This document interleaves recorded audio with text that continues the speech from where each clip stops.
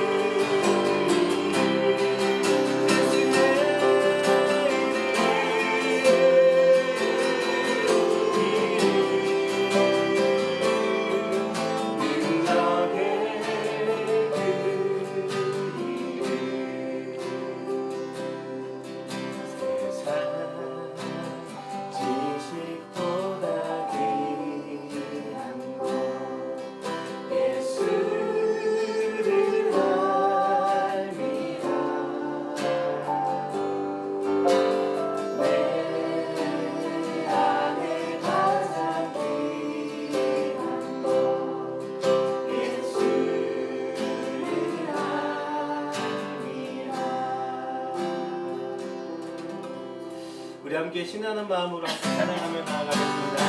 온 세상 가족 창조주 함께 찬양하며 나아가겠습니다. 온 세상 창조주 온 세상 구원자 모든 것 이기신 능력에 한 번 더 온 세상 창조주 온 세상 구원자 모든 것 이기신 능력에 하나님 모든 만물 주를 찬양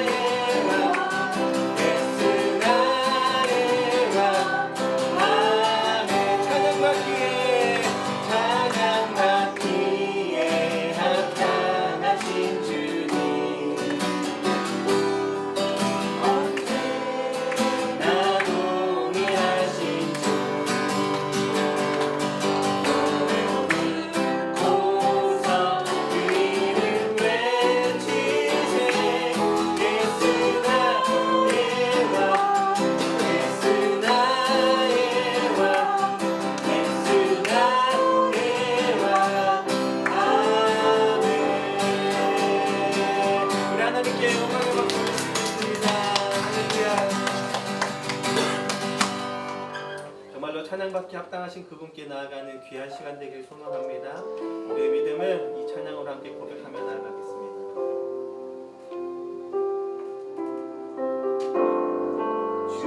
주님께로 나아갑니다. 나 약한 믿음 하시는 주께, 약한 믿음 하시는 주께, 어지러운 나 상한 나의 심령을 주의 은혜로 다 채워주소서.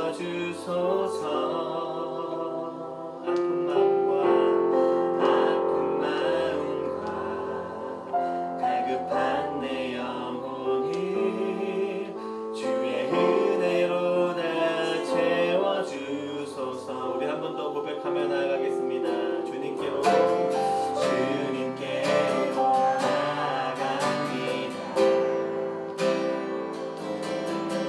나의 약한 믿음 하시는 주께,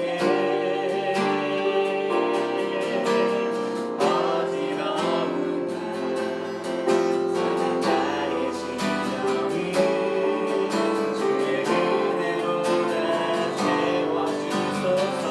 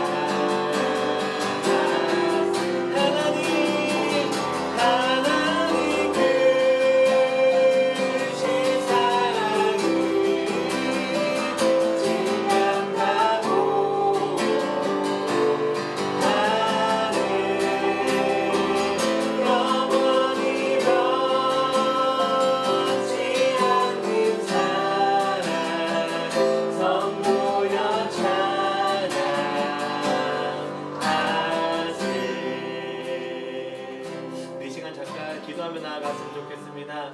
함께 기도하실 때 오늘의 이 수요 기도의 시간을 통하여 하나님의 그 크신 사랑이 무엇인지 알아가고 또 우리를 위해 이루신 그 그리스도의 은혜가 무엇인지 알아갈 수 있는 귀한 시간 되게 하여 주시옵소서. 주님, 우리 안에 쓰러지고 넘어진 마음들이 있다면 이 시간을 통하여 세워지는 귀한 시간 되게 해 주시옵고 하나님 나라를 바라볼 수 있는 우리의 믿음이 더욱더 견고해지고 세워지는 아름다운 시간 될 수 있도록 우리의 수요 기도회를 축복하여 주시옵소서. 우리 함께 이 수요 기도회를 위해 함께 기도하며 나아가도록 하겠습니다. 기도하겠습니다. 하나님 이 시간 간절히 소망하며 나아갑니다. 정말로 우리 안에 흔들리는 믿음들과 우리 안에 넘어진 마음들을 세워가는 아름다운 시간 되길 소망합니다. 하나님의 그 크신 사랑을 알아가는 귀한 시간 되길 소망합니다. 하나님께로 돌이키는 이 시간이 얼마나 중요한지 우리 알아가길 소망합니다. 하나님 예배하는 이 시간이 주님의 은혜로 가득한 시간이 되며 그 은혜를 누릴 수 있는 시간 되길 소망합니다. 하나님 예배 시간마다 역사하신 하나님의 그 은혜가 우리 안에 이 시간에도 역사하시길 간절히 소망하며 나아가오니 하나님 우리 안에 정말로 세워지는 마음들이 정말로 굳건해지는 그 마음들이 우리 안에 누려질 수 있도록 도와주시옵고 이 시간을 통해 정말 하나님 나라를 온전히 바라볼 수 있는 귀한 시간 될 수 있도록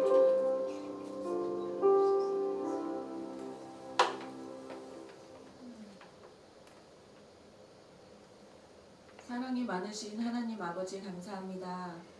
하나님의 은혜와 사랑 안에서 믿음으로 구원받은 우리 삶을 은혜와 기쁨과 감사로 채워주시니 감사합니다.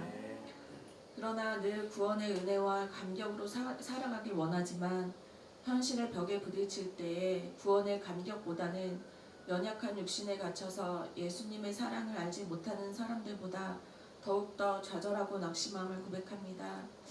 하지만 늘 나와 동행하시며 기다려주시는 주님 감사합니다. 우리가 날마다 우리와 동행하시는 주님을 기억하며 또 선포하며 우리 삶을 주님께서 기뻐하시는 산 제사로 드릴 때에 이제는 내가 죽고 오직 예수님만 사시는 귀한 은혜의 삶이 되길 기도합니다. 주님, 지금 라오스 선교지에 있는 18명의 단기 선교 팀원들을 기억하여 주시옵소서. 어린아이부터 장년까지 하나가 되어 오직 성령이 너희에게 임하시면 너희가 권능을 받고 예루살렘과 온 유대와 사마리아와 땅끝까지 이르러 내 증인이 되리라 하시니라 말씀하신 주님 말씀에 참여하는 귀한 복을 누리는 우리 선교 팀원들이 다 되기를 기도합니다. 라오스 선교지에서도 동일하게 살아 역사하시는 주님의 일하심을 묵도하며 그 일들이 인생을 살아가는데 참 가치를 알고 누리는 우리 단기 선교 팀원들이 다 되게 축복하여 주시옵소서. 이번 선교가 우리 하늘금교회 모든 성도들이 합심하여 기도하며 복음을 전하는 데 동참하는 우리 모두의 선교가 되기를 기도합니다. 주님이 계획하셨사오니 시작부터 마침까지 주님이 원하시는 가장 선한 길로 인도하여 주심을 믿고 기도로 나아갑니다. 라오스 땅의 복음화를 위해 섬기고 계시는 이덕 선교사님을 기억하여 주시옵소서. 선교사님의 사역과 또 그 가정 위에 예수님의 사랑과 평안이 넉넉히 나타나길 기도합니다. 오늘 예배를 위해 기도합니다. 오늘 예배가 우리 인생의 주인이 오직 예수 그리스도이심을 아는 예배가 되게 하시고 우리가 세상의 헛된 것들에 힘을 쏟는 것이 아니라 영원히 목마르지 아니한 생명의 말씀을 누리는 귀한 예배가 되길 소망합니다. 말씀 전하시는 목사님과 함께 해주시옵고 늘 성령으로 충만하여서 생명의 말씀과 은혜를 전하는 귀한 통로로 쓰임받기를 간절히 기도합니다.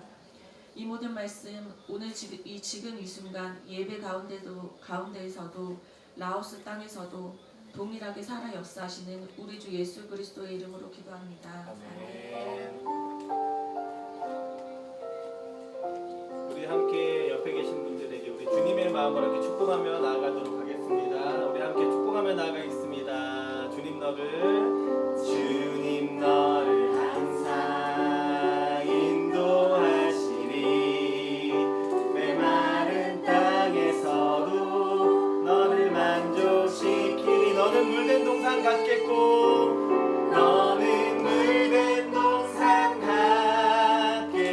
마르지 않는 샘 같으리. 마르지 않는 샘 같으리. 너는 물된 동산 같겠고 너는 물된 동산 같겠고 마르지 않는 샘 같으리.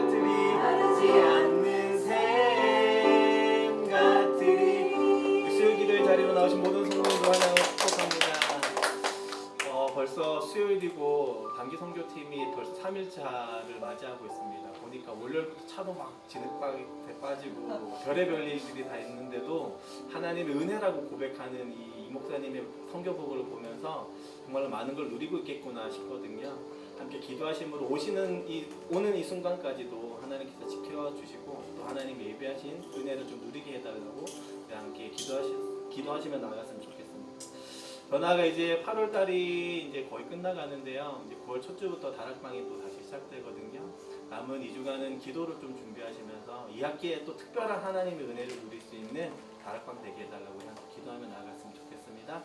이어서 우리 이제 말씀을 좀 보도록 하겠습니다. 말씀은요, 오늘 준비된 말씀 창세기 13장 1절부터 4절까지의 말씀입니다. 창세기 13장 1절부터 4절까지인데요. 우리 함께 한 목소리로 읽도록 하겠습니다. 13장 1절입니다. 아브라함이 애굽에서 그와 그의 아내와 모든 소유와 롯과 함께 네겝으로 올라가니 아브라함에게 가축과 은과 금이 풍부하였더라. 그가 네겝으로부터 길을 떠나 베델에 이르며 베델과 아이 사이 곧 전에 장막 쳤던 곳에 이르니 그가 처음으로 제단을 쌓은 곳이라. 그가 거기서 여호와의 이름을 불렀더라. 아멘. 오늘 함께 주어진 말씀을 가지고 반복된 실수 앞에서라는 주제로 하나님의 말씀을 좀 살펴보도록 하겠습니다. 오늘 말씀은 13장 1절부터 4절까지 읽었지만 사실 14장까지의 내용을 좀 다루려고 하거든요. 저는 설교자로서 이 설교를 준비함에 있어서 몇 가지 정해놓은 원칙들이 좀 있습니다. 첫 번째는 뭐냐면 많은 설교를 참고하지 않는다예요. 유명한 기타리스트도 작곡하면서 다른 노래들 잘 안 듣는다고 하더라고요. 저도 동일한 마음으로 좀 많은 설교를 참고하지는 않아요. 쉽게 이야기하면 제가 뭔가 설교문을 쓰기 전에 많은 설교를 듣고 그 인사이트를 통해서 뭔가 이렇게 설교를 쓰지 않으려고 노력을 합니다. 철저하게 하나님께로 의지하고 하나님께서 주시는 마음으로 이제 설교를 좀 준비하려고 하는데요. 이렇게 한 이유가 있어요. 몇 가지 이유가 있지만 첫 번째가 제가 전도사 때 특히 기라성 같은 목사님들이 이제 학교로 오셔가지고 설교를 하시는 모습 보면서 너무 대단한 거예요. 이거 이렇게 설교 주제를 뽑아가시고 어떻게 이렇게 설교를 끌고 가시지 너무나 대단해 보이고 이게 또 때론 저에게 감동을 많이 주니까 마치 그 본문을 가지고 설교할 땐 그렇게 설교해야 될 것 같은 되게 느낌이 많이 들었어요. 처음에는 카피 아닌 카피처럼 많이 좀 따라하려고 노력을 했었는데 이게 별로 그렇게 유익하지 않구나 이런 걸 느껴가지고 이제 어느 순간부터 이제 설교를 할 때는 철저하게 제가 먼저 설교를 준비를 하고 이후에 설교자들의 설교를 좀 보면 좀 비교하거나 좀 제가 놓친 것들이 있거나 이런 걸 좀 찾는 스타일로 가고요. 두 번째는 주석을 먼저 보지 않습니다. 그러니까는 이 말이 뭐냐면 주석서가 너무 잘 돼 있어요. 많은 해석들이 잘 돼 있고 그러다 보니까 또 주석가가 자기가 끌고 가는 해석의 툴대로 제가 끌려가는 경우를 많이 봐요. 그래서 주석을 보더라도 모든 게 다 끝날 때쯤 제가 해석이 다 끝나고 설교의 어떤 아웃라인이 잡혀갈 때쯤 이게 혹은 이단적인 해석은 아닌가? 근데 너무 자해석은 아닌가? 이런 걸 좀 참고하기 위해서 주석을 한 서너 개 좀 보고 또 더 나아가서 또 인문서적도 한두 개 좀 보고 그렇게 합니다. 그래서 세 번째는요, 철저하게 저는 본문만 묵상을 하거든요. 그러다 보니까 이제 본문적인 이야기를 좀 많이 하게 되는데요. 제가 설교 준비함에 있어서 설교 본문에 충실히 계속 보려고 하는 이유는 이 성경 자체의 원 저작자가 하나님이기 때문입니다. 하나님의 의도가 무엇인지를 철저하게 파기 위해서는 다른 사람의 생각을 참고하는 게 아니라 제가 하나님께서 주신 성령 안에서 성령이 깨닫게 하시는 바대로 깊숙하게 연구를 하고 묵상하면서 하나님의 의도를 좀 파가려고 하는 거죠. 그러다 보니까 이 설교를 준비하는 게 너무나 힘듭니다. 참고하는 것들이 많이 없고 이후에 참고를 하려다 보니까 시간도 많이 걸리고 묵상의 시간이나 연구의 시간도 많이 걸리고 그래서 설교 준비도 많이 힘들지만 설교문을 쓰는 것도 되게 힘들어요. 이게 처음부터 진짜 창작을 하듯이 처음부터 써내려가는 이 한 글자 한 글자가 정말로 힘듭니다. 그리고 더 힘든 건 아마도 제가 설교를 한 지 이제 한 2년 정도 됐나요? 이 설교 수요기도에 설교를 한지 그러다 보니까 아직 설교 준비에 대한 근력이 좀 덜 생긴 것 같아요. 그래서 너무 힘들어요. 때로 막 포기하고 싶을 때도 있고. 그런데 어느 순간부터 이 설교 준비에 좀 탄력이 붙기 시작합니다. 왜냐하면 제 삶 가운데 하나님이 제 삶을 이끌어간다는 그 시선이 제가 생겼기 때문이에요. 어느 순간부터 저를 설교자로 세우신 하나님께서 내 인생을 지금 주관하고 계시구나. 내 하루하루의 삶을 통해서 무언가 말씀을 하고 싶으신 거고 이 설교 본문을 해석하는 데 있어서 도움되는 어떤 경험들을 나한테 주시구나라는 걸 좀 느끼게 됐어요. 작년 한 이맘때쯤 언제쯤이었던 것 같은데요. 그때부터 제가 그러면 좀 삶을 바라본 내 시선을 좀 바꿔가고 설교 준비하는 내 시선을 좀 바꿔보자. 하나님이 이미 나한테 주신 거라면 내가 이렇게 힘들어하고 할 필요 없겠다. 이런 마음이 들면서 이제는 조금 설교 준비하는 게 많이 편해졌고 많이 좀 자연스러워지는 것 같아요. 그 시작이 바로 삶을 바라보는 제 시선이 변화됐다는 거예요. 내 삶을 통해서 드러내시는 하나님의 스토리가 제 스스로 느껴졌기 때문이죠. 비슷하게도 오늘의 본문 속의 아브라함도요, 삶 속에서 역사하시는 하나님을 통해서 본인의 삶을 해석하려는 눈이 조금씩 바뀌어감을 보게 됩니다. 우리는 지난 시간 하나님께서 부르심, 소명이라고 부르고 하나님의 효력 있는 부르심이라고 부르는 소명이라는 단계를 하나 배웠고요. 그 다음에 중생이라고 표현한 다시 태어나 완전히 거듭남에 대해서 배웠고 이 성도의 구원의 여정 속에서 가장 중요한 이 중생에 딸려있는 첫 번째 회개에 대해서 우리가 지난 시간에 살펴보았어요. 이 표정을 보니까 다들 저도 좀 미쳐서 가는 것 같은데 좀 리마인드하는 관점에서 좀 말씀드리면 아브라함은 심리적 기근 상태에서도 불구하고 양보하고 이타적인 삶을 살아냈다고 했어요. 그 모습은 아브라함의 원래 모습이 아니라 삶의 태도가 바뀌는 모습이라고 이야기했죠. 놀랍도록 풍요 속에 가뭄을 맞이했는데도 불구하고 삶의 태도가 완전히 변화됐음을 우리가 보았습니다. 그것은 아마 거듭난 사람의 표지고 아마 그 중에 하나님께서 돌아온 이 회개적 삶을 나타내는 것이라고 이야기 드렸던 것 같아요. 분명 아브라함은 환경적 가뭄이든 심리적 가뭄이든 인생 가운데에서 만나게 되는 숱한 어려움 속에서 늘 세상적인 방법을 취했던 사람입니다. 12장 후반부에 기록된 아브라함의 인생을 보면 기근이 들었던 이 약속의 땅을 떠나서 더 좋다고 생각하는 세상적인 방법과 환경을 취하는 애굽 땅으로 내려갔었고 그 땅 가운데서 살기 위해서 아내를 팔아버렸고 아내를 자기 여동생이라고 속이면서까지 자기의 목숨을 취하려고 했고 또 자기의 목숨을 보존하는 데 있어서 철저하게 사라에게 의존하는 모습을 보였습니다. 하나님이 아닌 사람에게 의존하는 아브라함의 모습이 보였죠. 이렇던 아브라함이 더 이겨내기 힘든 이 심리적 가뭄 가운데에서 양보하는 삶을 나타냈어요. 롯에게 너가 먼저 선택해라. 너가 우울하면 내가 좌하고 너가 좌하면 내가 우하겠다. 정말로 놀라운 모습의 삶의 태도가 변화된 것을 보게 됐습니다. 이렇게 놀랍게 변화된 것은 제가 첫 번째 대지로 설명드렸던 것처럼 하나님께로 돌이키는 회개적 삶을 시작했기 때문이라고 설명드렸던 것 같아요. 그리고 그 이유를 오늘의 본문인 4절로 제가 함축적으로 나타내는 것 같다고 말씀드렸는데요. 오늘의 3, 4절 한번 좀 함께 다시 한번 보도록 하겠습니다. 3절입니다. 한번 성경 눈으로 한번 보겠습니다. 3절입니다. 그가 네게부에서부터, 이 네게부는 그 이스라엘 위쪽에 있는 넓은 사막 지역입니다. 남방이라고도 해석되어 있는 곳인데, 번역되어 있는 곳인데요. 그가 네게부에서부터 길을 떠나 베델에 이르며 베델과 아이 사이에 곧 전에 장막 쳤던 곳에 이르니 그가 처음으로 제단을 쌓은 곳이라 그가 거기서 여호와의 이름을 불렀더라. 분명히 하나님께로 돌아왔습니다. 그랬기 때문에 이 회개적 삶 가운데에서 정말로 하나님이 꿈꾸시는 삶들을 드러냈죠. 그런데 중요한 것은 우리가 여기서 놓치지 않아야 될 한 가지가 있다는 거예요. 아브라함이 약속의 땅으로 돌아왔을 때 처음엔 약속을 버렸고 하나님을 버린 상태에서 이집트로 갔지만 다시 돌아왔잖아요. 아브라함이 약속의 땅으로 돌아왔을 때 아브라함이 하나님의 이름을 다시 불렀을 때 하나님은 여전히 아브라함을 받아주셨다는 거예요. 본문의 단순한 기록들로 인해서 우리는 너무나 자연스럽게 이 사실을 받아들입니다. 아브라함이 돌아와서 그냥 자연스럽게 하나님께로 돌아왔다 이렇게 받아들이지만 우리는 놓치지 않아야 되는 게 하나 있어요. 그게 뭐냐면 회개하는 사람의 마음을 받아주시는 하나님의 성품입니다. 너무나 자연스럽게 너무나 당연하다고 생각하지만 이 당연함이 아닌 것을 우리가 깨달아야 돼요. 우리는 우리의 인생 속에서 어떤 삶의 태도를 보이고 있나요?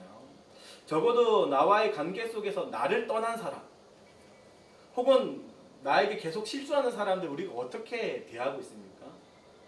대부분은 가차없이 그 관계를 끊으려고 합니다. 나를 싫어서 떠난 사람에게 굳이 내가 돌아오라고 할 이유가 없고 그렇다고 나에게 돌아온 사람을 내가 어쩌지 그 상처를 싸면서 안아서 다시 관계를 맺으려고 하지 않습니다. 나를 떠난 여자친구가 나에게 다시 내가 좋다고 돌아온다고 해서 그거 막 헤헤거리면서 받아준다면 너무 그 얼마나 못난 남자입니까, 그죠? 나를 떠난 친구들을 나에게 돌아온다고 해서 그 실수들을 다 용납하기가 쉽지 않습니다. 다시 받아주더라도요, 그 과정이 정말로 쉽지 않아요. 관계가 끊어지기 전으로 돌아간다는 거 정말로 상상할 수 없습니다. 왜냐하면 내가 괜찮다고 해서 상대방이 괜찮은 것도 아니고 상대방이 괜찮다고 해서 내가 괜찮지 않기 때문입니다. 나의 행동, 나로 인해서 받은 상대방의 상처, 혹은 상대방의 행동, 혹은 상대방의 행동으로 인해서 받은 나의 상처는 여전히 고스란히 내 가슴 속에 남아있고 상대방의 가슴 속에 남아있기 때문이죠. 그렇기 때문에 상대방이 싹 잊고 나에게 다시 돌아온다고 해서 내가 그걸 받아주기란 여간 쉽지가 않습니다. 하나님께로 돌이키는 것도 마찬가지예요. 우리는 그저 하나님의 이름을 부르는 게 편하고 어쩌면 하나님께로 돌이키는 우리를 보는 것은요, 어쩌면 하나님은 되게 불편하실 수 있어요. 우리는 다 잊었다고 생각해서 갔을지라도 하나님 여전히 우리를 떠나서 배신하고 우리 안에 질투하신 하나님이시기 때문에 모든 가정들을 다 기억하고 계실 거잖아요. 우리가 그냥 하나님의 이름을 불러서 그 앞에 간다고 해서 하나님이 받아줄 이유가 전혀 없다는 뜻입니다. 그러기에 오늘의 본문을 보면서 아브라함이 돌아왔다고 해서 우리가 자연스럽게 하나님의 성품을 우리가 그냥 간과하고 넘어가는 건 한번 기억할 필요가 있다는 것이죠. 그럼에도 불구하고 하나님은 어떻게 이 아브라함을 자연스럽게 받아주고 계실까요? 사전에 기록된 대로 정말 아브라함이 하나님을 찾은 본 마음은 무엇일까요? 저는 단연코 아브라함과 하나님의 용서가 그 본질이라고 생각합니다. 우리는 살아가면서 많이 경험하잖아요. 관계를 다시 이어가는 이 용서라는 주제를요. 정말로 이 용서에는 큰 힘이 들어가고 용서 없이는 서로의 관계가 다시 이어지기는 쉽지 않습니다. 누군가는 용서를 구해야 하고 누군가는 용서를 받아줘야 하죠. 이 큰 에너지가 통과되었을 때 다시 그 관계가 이어지는 것처럼 오늘의 본문 속에서는 어쩌면 하나님과 아브라함 관계 속에서 이 용서라는 큰 에너지가 지금 작동되고 있는지도 모릅니다. 저는 이 사절 안에 이렇게 하나님께 용서를 구하는 아브라함의 마음과 또 하나님께서 용서를 구하는 아브라함의 마음을 받아주는 그 용서하시는 마음들이 담겨 있다고 생각이 되어져요. 그리고 이 용서는 철저히 그리스도의 대속으로 이어집니다. 오늘 하루도 우리가 하나님께로 돌아간다고 해서 하나님이 받아줄 이유는 전혀 없어요. 나의 잘못은 여전히 나의 잘못으로 남아 있습니다. 이준이와 우리 민준이가 매일같이 싸우거든요. 어제도 막 엄청 싸우더라고요. 막 서로 막 이제는 막 주먹질로 막 이렇게 막 팔을 풍차 돌리게 이렇게 막 하던데. 그러면 저도 아내도 이렇게 가르쳐요. 이준아, 민준이에게 사과해야지. 잘못했다고 해야지. 너가 잘못한 것 같아. 혹은 민준이에게 형한테 잘못했다고 이야기해야지. 너가 지금 용서를 구해야 되는 것 같아. 그러면 애써 막 있다가 나중에 한참 시간이 지나면 애들이 가서 막 해요. 형 미안해, 뭐 형아 미안해, 뭐 민준이가 그러거나 아니면 이준이가 되게 퉁명스럽게 내가 잘못했어, 막 이렇게 이야기하거든요. 그렇게 용서를 가르쳐도 시간이 지나잖아요. 이준이 항상 이렇게 이야기합니다. 저번에 민준이가 나 때렸잖아. 형아 전번에 이거 나 뺏어갔잖아. 막 아이들 마음에 그 상처는 고스란히 남아 있습니다. 그런 것처럼 비슷한 관점으로 하나님께서 우리의 잘못을 잊지 않는다는 것은 말이 좀 안 되는 것 같아요. 하나님 잊을 이유가 전혀 없고 잊으실 수 없는 분이신 하나님이신 것 같아요. 그럼에도 불구하고 하나님이 여전히 어제와 같이 오늘을 나를 받아주시고 여전히 나를 사랑해서 받아주신다는 것은 어쩌면 우리의 모든 기억, 우리가 잘못한 모든 기억들을 싹 지워버리셨기 때문에 진짜로 사랑해 주시진 않을까 생각을 해보게 됩니다. 그리고 이 우리의 모든 과거의 잘못들과 참된 용서의 그 시작에는 예수님이 다 이루신 일들이 있어요. 아마 4,000년 동안 인류가 지을 모든 죄, 이제 예수님이 태어나기 전까지 창조로부터 예수님 태어나기까지 4,000년의 모든 인류의 죄를 하나님이 이미 다 보셨고, 그리고 예수님이 십자가에 죽으신 이후에도 불구하고 지금까지 2000년 가까이 인류가 지을 모든 죄를 또 아셨고, 또 예수님이 다시 이 땅에 오실 때까지 인류가 지어갈 모든 죄들을 하나님이 다 아셨을 것 같아요. 그리고 그 모든 죄들을 예수님이 십자가에서 이루신 그 모든 의로 인해서 예수님이 이루신 그 일로 인해서 내가 다 있겠다 약속하시는 거죠. 그 약속이 있기에 하나님 오늘도 우리가 돌아갔을 때 우리의 과거의 죄를 묻지 않으시고 그저 어제와 같이 받아주시고 계신 것입니다.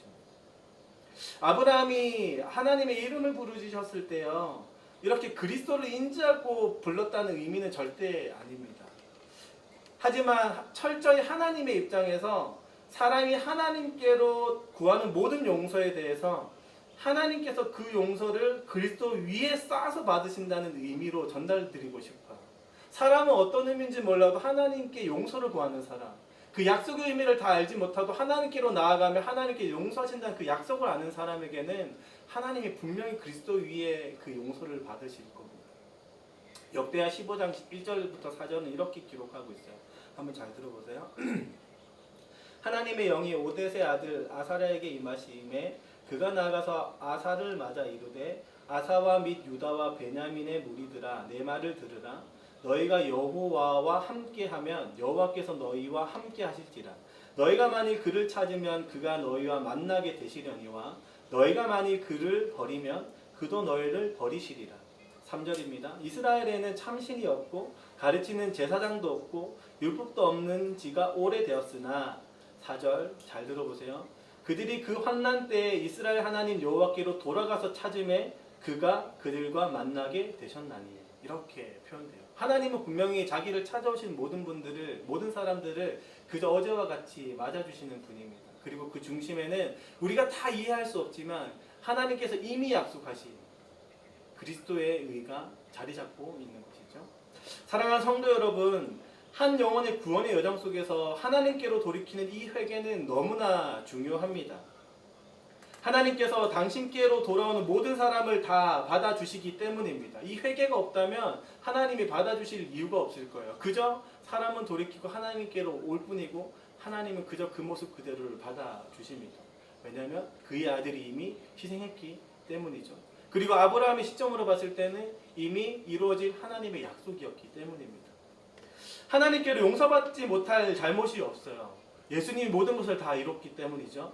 사랑하는 아들을 대속물로 주시기 위한 그 약속이 있기 때문에 우리의 오늘의 잘못도 하나님 앞에 나아가면 모두 다 용서받을 수 있게 됩니다. 이 사실을 우리의 사랑하는 가족들이 좀 깨닫기 정말로 진심으로 축복합니다.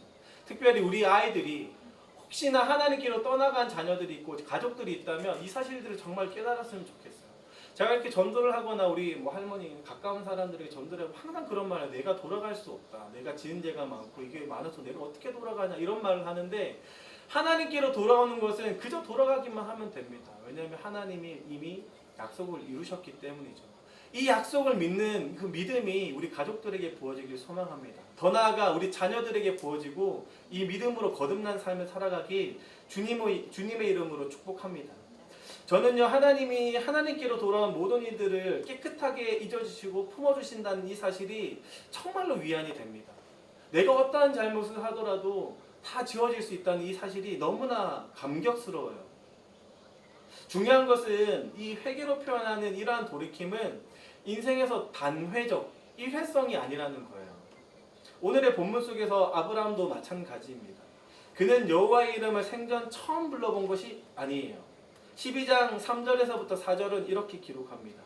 그가 네게부에서부터 길을 떠나 13장 3절에서부터 4절입니다. 그가 네게부에서부터 길을 떠나 베델에 이르며 베델과 아이 사이 곧 전에 장막 쳤던 곳에 이르니, 분명히 전에 장막 쳤던 곳이라고 표현하고 있고요. 이렇게 표현합니다. 4절입니다. 그가 처음으로 제단을 쌓은 곳이라. 그리고 거기서 여호와의 이름을 불렀다라고 이야기해요. 이것은 해석은 두 개로 할 수 있을 것 같아요. 이전에 여호와의 이름을 불렀던 곳이다. 혹은 예전에 제단을 쌓았지만 내가 여기서 지금 여호와 이름을 부르고 있다. 이렇게 두 가지로 해석될 수 있겠지만 중요한 것은 창세기 12장 8절에 가면 그것은 분명히 여호와 이름을 처음으로 불렀던 곳이라고 기록하고 있어요. 우리 12장 8절 보면 이렇게 기록합니다. 거기서 베델 동쪽 산으로 옮겨 장막을 치니 서쪽은 베델이요 동쪽은 아이라. 그가 그곳에서 여호와께 제단을 쌓고 여호와의 이름을 부르더니 라고 표현되어 있습니다. 베델과 아이 사이의 장막은 하나님의 이름을 처음으로 불렀던 곳이에요. 그리고 다시 이집트로 떠나 하나님 곁을 떠났던 아브라함이 다시 돌아왔을 때 그 똑같은 장소에서 지금 하나님의 이름을 또 부르고 있다는 뜻입니다. 사랑하는 성도 여러분, 아브라함은 어쩌면 인생에서 두 번째 회개 가운데 있을지도 모릅니다. 처음 가나안 땅에 와서 돌고 돌다가 베델의 땅에서 그제야 비로소 여호와의 이름을 불렀던, 처음에 회심을 보였다면, 회개를 보였다면, 지금은 숱한 잘못 가운데 하나님께로 다시 돌아와서 지금 회개의 모습을 보여주고 있는 것이죠. 저는 이 사실 속에서 아브라함의 놀라운 변화가 이루어지고 있다고 생각되어집니다. 지난 시간에 이어서 이 아브라함의 놀라운 변화, 두 번째는요, 바로 초심으로 돌아가는 마음이 있었기 때문이에요. 아브라함의 놀라운 변화의 두 번째는 바로 초심으로 돌아가는 이 마음이 있었기 때문입니다.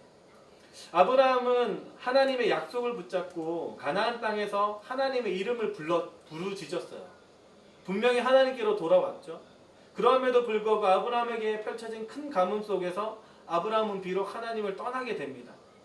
비록 그가 하나님을 떠나서 하나님이 아닌 환경과 사람들을 의지했을지라도 그 가운데서 끝까지 자기를 포기하지 않는 하나님의 손길을 지금 아브라함이 경험했어요.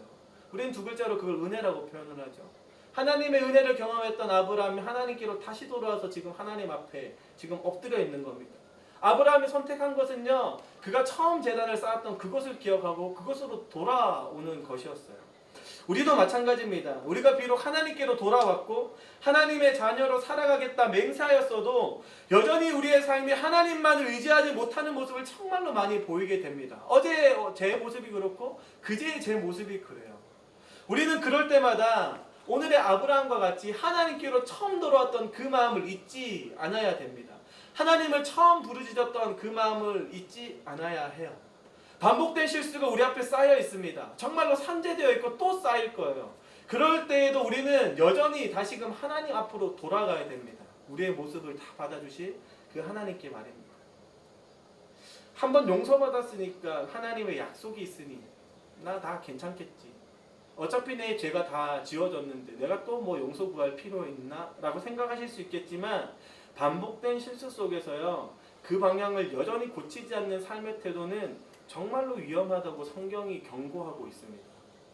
광야에서 이스라엘 민족의 삶을 보아도 그렇습니다.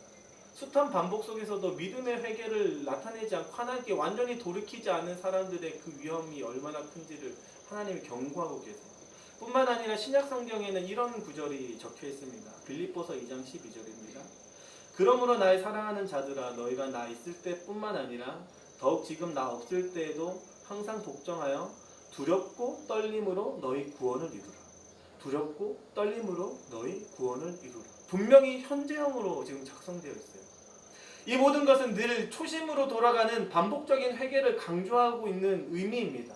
하나님께서 우리에게 지금 너의 구원을 이루라는 것은 너의 잠시 잠깐에 틀어진 그 마음이 하나님께로 돌아오지 않는 그 위험이 행여 너의 그 마음 자체에 진짜 믿음이 있는지 없는지 난 모르겠다라고 뜻하는 것과 같아요. 바울은 늘상 고린도 전서를 통해서 신약 성경을 통해서 당시 초대교회 성도들에게 강조했습니다. 너가 지금 회개하지 않는 그 믿음의 마음은 진짜 믿음인지 아닌지 내가 모르겠다. 내가 진짜 의아하다라고 표현해요. 하나님이 주신 마음이 있으면 죄를 지었을지라도 하나님께로 돌아와야 합니다. 계속해서 반복해서 돌아와야 해요. 아브라함 같이 어딜 갔을지라도 처음 마음을 생각해서 다시 돌아와야 합니다. 그런데 이 반복된 회개가 없다고 하면 처음에 그 마음이 의심스럽다고 하는 것이 바로 지금 성경이 말하는 이야기예요. 그러기에 지금 오늘의 빌립보서를 가지고 지금 바울도 두렵고 떨리는 마음으로 너의 구원을 이루라 라고 이야기하고 있는 것이죠. 아브라함도 마찬가지입니다. 정말로 많은 숱한 인생의 실수를 맞이합니다. 그리고 그 실수는 여전히 또 현재 진행형으로 반복되어요. 아브라함의 실수는 12장 후반부에만 기록되어 있지 않습니다. 오늘의 본문 이후에 14장에도 동일하게 이 실수가 반복되고 있습니다. 한번 같이 볼까요? 14장 4절에서부터 5절인데요. 당시 가나안 땅에는요, 12년 동안 섬기던 그돌라오멜이라는 왕을 배반한 이유로 4개의 큰 나라가 동맹을 맺어서 지금 가나안 땅으로 쳐들어오게 되고요. 그 가운데에서 14장 4절 5절이 기록되어 있습니다. 4절 5절입니다. 이들이 12년 동안 그돌라오멜을 섬기다가 제13년에 배반한지라 제14년에 그돌라오멜과 그와 함께한 왕들이 나와서 아스드롯 가르나임에서 르바 족속을 함에서 수스 족속을, 사회 기라다임에서 엠 족속을 치고 분명히 4개의 나라가 지금 가나안 땅으로 쳐들어왔어요. 그리고 이 가정 가운데에서 롯과 그 가족들이 함께 붙잡혀 갑니다. 14장 11절부터 12절입니다. 내 왕이 소돔과 고모라의 모든 재물과 양식을 빼앗아 가고 소돔에 거주하는 아브라함의 조카 롯도 사로잡고 그 재물까지 노력하여 갔더라. 그리고 이 상황 속에서 아브라함은 이런 결정을 내려요. 14절입니다. 아브라함이 그의 조카가 사로잡혔음을 듣고 집에서 길리고 훈련된 자 318명을 거느리고 단까지 쫓아가서, 이 구절 속에서 좀 의아한 게 지금 보이지 않습니까? 분명히 커다란 4개의 나라가 쳐들어왔어요.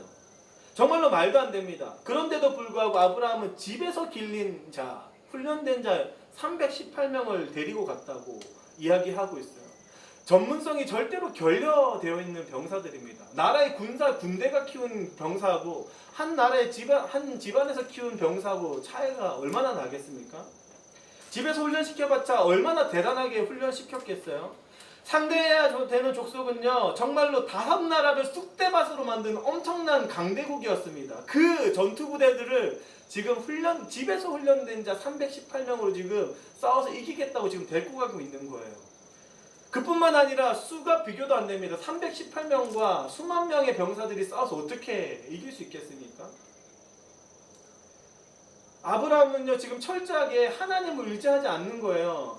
자기의 잘못된 마음으로, 그저 자신의 병사들을 의지하는 마음으로 말도 안 되는 지금 전투 현장에 나아가고 있는 겁니다. 그런데 그 결과가 경이로워요. 14장 15절 16절입니다. 그와 그의 가신들이 나누어 밤에 그들을 쳐부수고 다메섹 왼편 호박까지 쫓아가 모든 빼앗겼던 재물과 자기의 조카 롯과 그의 재물과 또 부녀와 친척들을 다 찾아왔더라. 정말로 놀랍도록 전투에서 승리한 게 기록되어 있습니다. 혹 설교자들은 이게 지금 순종하는 거고 하나님께 의지함으로 지금 이렇게 결과를 나타냈다고 표현하시는 분들도 있는데, 저는 성경을 볼 때마다 그렇지 않다고 느껴져요. 왜냐하면 기록 중에는 아브라함이 하나님을 의지함으로 전투에 나아갔더라 이렇게 기록되어 있는 문구가 하나도 없기 때문입니다. 아브라함은 철저히 집에서 훈련된 318명을 의지했고, 그들에게 얼마나 대단한 훈련을 했고 얼마나 대단한 훈련을 그들이 받았는지는 모르겠지만, 아브라함은 지금 자기 우월감이라는 자기 착각 속에서 지금 전투에 임하고 있는 거예요. 분명 그 속에는 하나님이 없습니다. 적어도 전투에서 이기고 돌아오는 그 길 속까지에는 아브라함은 철저하게 내가 훈련시킨 이 318명으로 전투에서 이겼다고 여기고 있습니다. 분명히 자기 힘으로 이겼다고 여기고 있어요. 왜냐하면 이 돌아오는 길에 멜기세덱이라는 제사장을 만났을 때 멜기세덱이 지금 이렇게 가르치고 있기 때문입니다. 17절 18절입니다. 아브라함이 그돌라오멜과 그와 함께한 왕들을 쳐부수고 돌아올 때, 분명히 돌아오는 길이에요. 소돔 왕이 사회 골짜기 왕 곧 왕의 골짜기로 나와 그를 영접하였고, 살렘 왕 멜기세덱이 떡과 포도주를 가지고 나왔으니 그는 지극히 높으신 하나님의 제사장이더라. 그리고 이 멜기세덱이 20절을 가지고 이렇게 이야기합니다. 너희 대적을 내 손에 붙이신 지극히 높으신 하나님을 찬송할지로다 하매 아브라함이 그 얻은 것에서 10분의 1을 멜기세덱에게 주었더라. 저는 멜기세덱이 한마디 했을 때 그제야 아브라함이 하나님의 일하심이 무엇인지 경험되어졌다고 저는 그렇게 여겨집니다. 이때까지는 자기의 착각 속에 빠져 있었어요. 내 능력으로 이겼고 나의 노력으로 이겼다고 생각합니다. 철저하게 자기 자신을 의지했고 자기의 병사들을 의지한 것이죠. 하지만 멜기세덱은 그 마음의 중심, 더러는 멜기세덱을 지금 예수님이 현현했다고 표현을 하고 있는데요. 하나님의 본체이신 예수님이 지금 아브라함에게 가르치고 있는 것은 너의 힘으로 지금 이긴 것이 아니라 지극히 높으신 하나님의 은혜로 너가 지금 이겼다. 그러니 너의 10분의 1을 나에게 바치지 않으렴? 지금 이렇게 이야기하고 있는 것이죠. 아브라함은요, 멜기세덱을 만났을 때야 비로소 하나님을 인식합니다. 그리고 그가 얻은 10분의 1을 멜기세덱에게 줌으로써 다시 한번 하나님의 은혜에 반응하는 모습을 보여요. 사랑하는 성도 여러분, 이것이 바로 우리가 하나님 앞에 보여야 할 삶의 태도입니다. 매일같이 내 모습과 내 의로 살아가고 내 능력으로 다 이루었다고 착각하고 여전히 하나님이 없는 것처럼 살아갈 때에도 끝까지 하나님은 하나님의 의로운 손을 우리를 붙잡으시고 모든 인생을 이끌고 가십니다. 우리의 삶 가운데 분명히 하나님 우리를 버리지 않고 역사하실 거예요. 우리가 못 깨달을 뿐입니다. 하지만 하나님께로부터 온 그 은혜를 우리가 깨닫는 순간 하나님께로 돌이켜야 해요. 하나님께로 다시 돌아와야 하고 하나님이 주신 그 은혜가 무엇인지 하나님께 올려드려야 됩니다. 이렇게 초심으로 다시 돌아오는 현장, 바로 성경은 예배의 장소라고 표현하고 있습니다. 사랑하는 하늘꿈 성도 여러분, 우리는 반복된 실수 앞에 놓여 있고 앞으로도 반복된 실수로 살아갈 겁니다. 하지만 우리가 드리는 예배의 현장이 하나님의 은혜를 깨닫고 돌아와서 하나님께 그 은혜를 다시금 올려드리는 현장이 되길 주님의 이름으로 축복합니다. 우리가 반복된 실수 속에서도 다시 한번 초심으로 하나님 앞에 돌아오는 그 은혜가 우리 안에 날마다 주어지길 소망합니다. 예배의 자리는요, 하나님의 은혜를 깨닫고 하나님의 은혜를 경험함으로 그 무한한 감격으로 하나님께 예배드리는 장소가 바로 예배의 자리예요. 하나님께 그 은혜를 올려드리는 자리입니다. 살아있는 그 예배의 현장이 우리 하늘꿈 예배의 현장이 되길 주님의 이름으로 축복합니다. 그뿐만 아니라 반복된 실수를 통해서 하나님께로 무한히 멀어졌던 사람들이 한 영혼 초대되어져서 그 예배의 감격을 경험하는 귀한 예배의 자리 되길 주님의 이름으로 축복합니다. 정말로 아브라함의 변화된 삶이 그런 삶이에요. 초심을 다시금 깨닫고 하나님의 은혜를 깨달으며 다시금 하나님 앞에 나와 예배드리던 삶, 그 삶이 바로 아브라함의 삶입니다. 우리의 일주일의 삶이 그런 삶이 되길 소망하고 우리 아이들의 삶이 그런 삶이 되길 주님의 이름으로 축복합니다. 우리 함께 찬양하며 나아가도록 하겠습니다.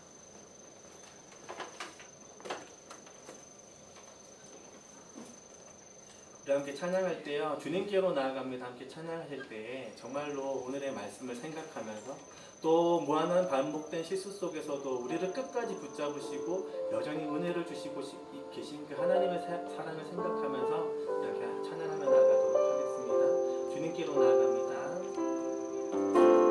주님께로 나아갑니다.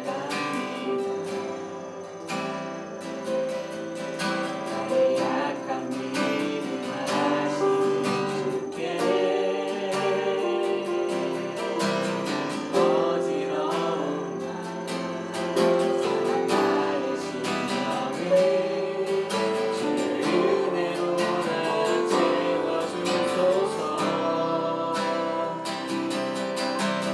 아픈 마음과 아픈 내 영혼을 주의 은혜로 나 채워주소서. 한 번 더 고백하겠습니다. 주님께로 나아갑니다.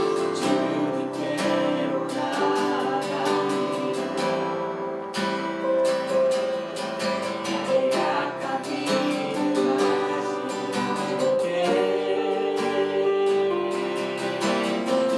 어지러운 사랑 나의 심령을 주의 은혜로 나 채워주소서. 아픈 마음과 아픈 마음과 아픈 영혼을 주의 은혜로 나 채워주소서. 경배합니다. 경배합니다. 나의 아버지, 나의 아버지 주님을 간절히 원해요. 사랑합니다. 영원하신 나의 주, 내 마음 다해 찬양합니다. 경배합니다. 경배합니다. 나의 아버지, 나의 아버지 주님을 간절히 원해요. 사랑합니다. 영원하신 나의 주, 내 마음 다해 찬양합니다. 우리 이 시간 같이 기도하며 나아갔으면 좋겠습니다. 우리 이 시간 같이 기도할 때요, 조용히 하나님께로 돌이키는 시간이 되길 소망합니다. 우리의 한 주를 돌아보시고 또 인생을 돌아보며 여전히 하나님을 떠나 있는 영역들에 대해서 돌이켜보는 시간 되길 소망합니다. 함께 기도하실 때 여전히 우리를 붙잡으시고 맞이하시는 그 하나님의 성품, 그 사랑을 생각하며 함께 하나님께로 돌이켜 나아가길 소망합니다. 우리 함께 기도하며 나아가겠습니다.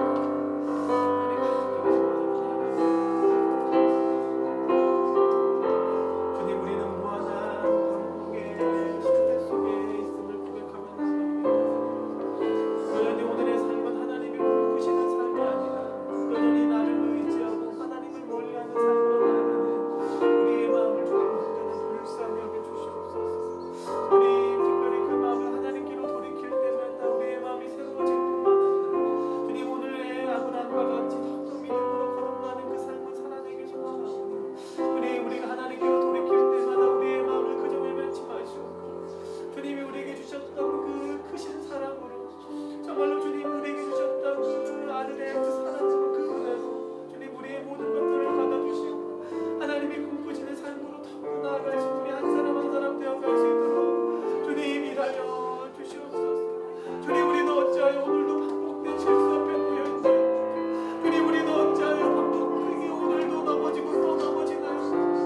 주님, 우리의 마음을 먼저 불쌍히 여겨주시옵소서. 주님, 해오나 우리는 어제부터 오늘을 더욱더 성장하기 소망합니다. 주님, 오늘보다 내일을 더욱더 성장하기 소망합니다. 주님, 누구보다도 성장되어야 될 존재가 여기 앞에 있사오니 하나님이 이 마음 가운데 여전히 주님 앞에 던지는 마음들 하나님께로 내어 맡길 때마다 하나님 이 마음이 더욱더 새로워지고 주님이 꿈꾸시는 모습들로 더욱더 나아갈 수 있도록 주님 도와주시옵소서. 주님, 날마다 이 회개적 삶 우리가 이 조식 우리가 놓지 않고 주님 앞에 나아갈 수 있도록 도와주시옵소서.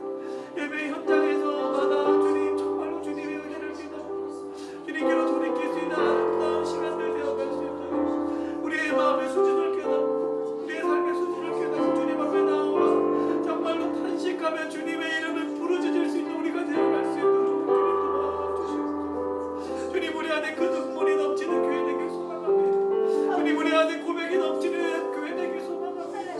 주님, 우리의 모습을 만족하는 것이 아니고 더 나음을 꿈꾸며 하나님 앞에 모든 것을 내어놓고 돌이키는 우리의 마음이 되어가길 소망합니다. 주님, 이제부터 그런 삶을 살아가길 소망합니다. 주님, 도와주시옵소서. 주님, 이끌어주시고 도와주시옵소서. 우리 하나 더 기도했으면 좋겠습니다. 우리 기도하실 때 이 시간 자녀들을 생각하며 함께 좀 기도했으면 좋겠습니다. 특별히 지금 선교지로 나가 있는 라오스 선교팀을 생각하며 함께 기도했으면 좋겠습니다. 우리 라오스에 있는 사람들도 또 한국에 있는 우리의 가족들과 우리의 친구들도 모두 다가 하나님께로 돌이킬 수 있는 그 은혜를 허락하여 주시옵소서. 주님, 복음을 전할 때마다 한 사람 한 사람이 주님께로 나와 정말로 주님의 이름을 부르짖는 아름다운 은혜를 정말로 라오스의 현장에서도 경험하고 우리의 가족 가운데서도 경험하며 우리 자녀들 삶 가운데 경험되어질 수 있도록 성령 하나님 일하여 주시옵소서. 더욱 이 시간 우리 주님을 의지하는 마음으로 우리 함께 한 영혼 한 영혼을 위해 함께 기도하며 나아가도록 하겠습니다. 기도하겠습니다. 하나님, 소망하며 나아갑니다. 하나님, 정말 소망하며 나아갑니다. 정말로 주님 꿈꾸며 나아갑니다.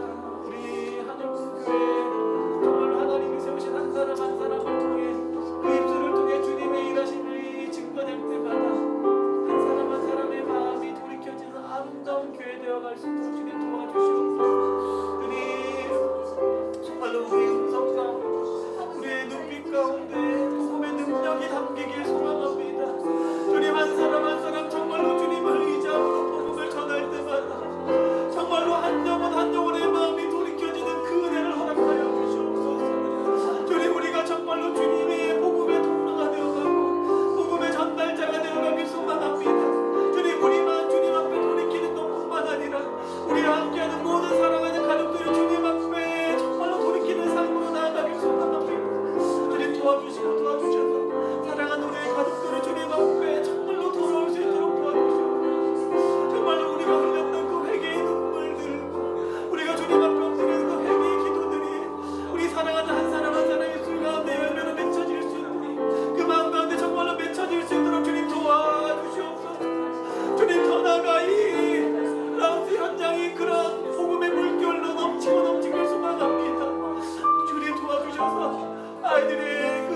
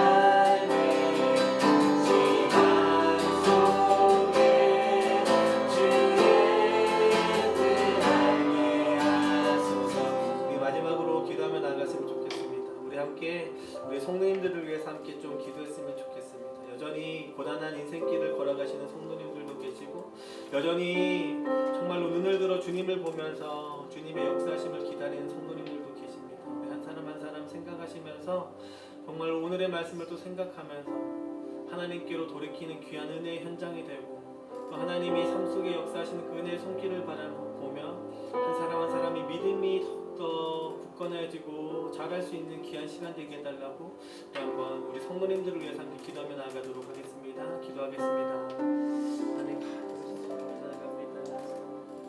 정말로 주님의 은혜를 갈급하고 주님의 은혜를 바라보는 한 사람 한 사람이 있습니다. 하나님 오늘도 주님의 손길을 기다리는 한 사람 한 사람이 있습니다. 주님 도와주셔서 하나님의 은혜가 무엇인지를 정말로 경험할 수 있도록 도와주시고 주님 지침 없이 끝까지 하나님을 바라볼 수 있는 마음을 부어주셔서 여전히 삶 속에서 역사하시는 하나님의 은혜가 무엇인지를 알아갈 수 있는 우리 성도님들 되어갈 수 있도록 주님 도와주시옵소서. 주님 병상 가운데 일어서지 못하는 마음이 있나요? 하나님 오늘도 넘어진 그 마음이 심리적으로 너무나 무거워 일어설 수 없는 성도님들도 있습니다. 우리 가족의 일들이 마음을 무겁게 하여 일어설 수 없는 마음들이 있습니다. 자녀의 일들이 마음을 무겁게 하여 정말로 일어설 수 없는 마음들이 있습니다. 주님 하나하나 정말로 주님의 손길이 필요한 일들이 있습니다. 주님 한 사람 한 사람의 인생 가운데 역사하시고 일하여 주셔서 주님 은혜의 손길들을 경험함으로 하나님의 일하심이 무엇인지 알는 것 아니라 하나님께로 더욱더 돌아올 수 있는 마음이 되고 정말로 예배의 자리가 은혜의 현장이 되어갈 수 있는 그 은혜를 허락하여 주시옵소서. 주님 통회하며 나아가는 그 정말 예배의 자리가 될 뿐만 아니라 삶 속에서 역사하시는 하나님의 은혜들을 고백할 수 있는 자리가 우리 예배의 자리가 되길 소망합니다. 주님의 일하심을 기다리고 있는 한 사람 한 사람에게 정말로 일하여 주셔서 정말로 그 은혜를 고백할 수 있는 오늘의 예배가 되어갈 수 있는 주님 우리 예배의 자리가 되어갈 수 있도록 일하여 주시옵소서. 주님 때문에 우리가 같이 지쳐갈 때를 너무나 많이 봅니다. 주님 때문에 우리가 같이 포기할 때도 너무나 많이 봅니다. 주님 하오나 우리가 끝까지 주님께로 나아갈 수 있는 마음을 부어주시옵소서. 끝까지 주님의 이름을 찾을 수 있는 마음들을 부어주셔서 여전히 우리의 인생 가운데 주님의 손을 펼치시고 붙잡으시는 그 의로운 손을 바라보며 끝까지 주님의 이름을 부르짖을 수 있는 한 사람 한 사람 되어갈 수 있도록 주님 도와주시옵소서. 그러므로 마침내 주님의 일하심을 바라보며 여전히 내 삶 가운데 역사하신다 고백할 수 있는 입술이 될 뿐만 아니라 그 입술의 고백들로 통하여 수많은 자들이 주님께로 보이는 아름다운 은혜의 통로가 되길 소망합니다. 주님 정말 한 사람 한 사람의 인생을 사용해 주시고 주님의 그 은혜의 현장들이 우리 예배 가운데 정말로 모여 정말로 주님의 이름을 부르짖을 수 있도록 도와주시옵소서.